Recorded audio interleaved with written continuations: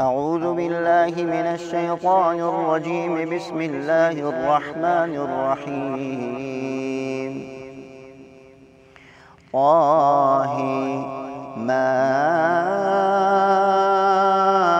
أنزلنا عليك القرآن لتشقى إلا تذكرة لمن يخشى تنزيلا ممن خلق الأرض والسماوات العلى الرحمن على العرش استوى له ما في السماوات وما في الأرض وما بينهما وما تحت الثرى وإن تجهر بالقول فإنه يعلم السر وأخفى الله لا إله إلا هو له الأسماء الحسنى.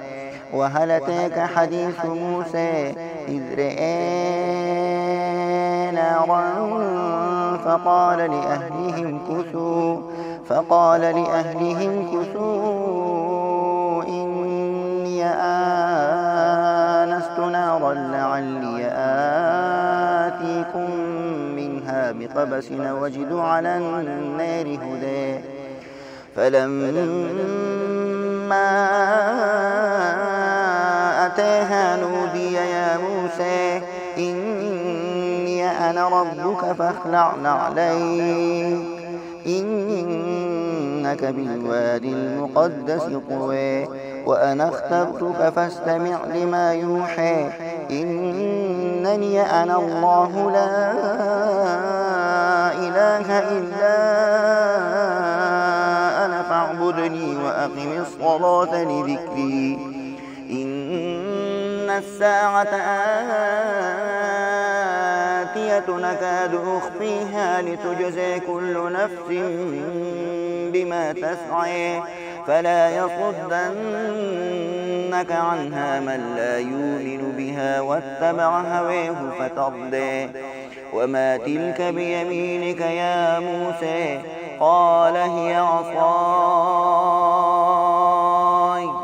أتوكأ عليها وأهش بها على غنمي ولي فيها مآرب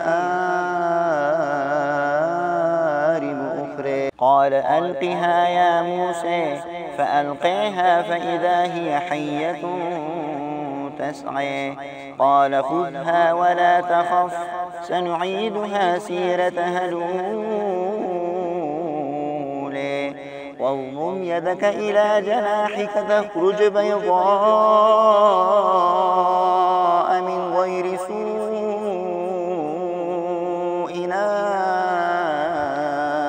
آية أخرى لنريك من آياتنا الكبرى اذهب إلى فرعون إنه طغى.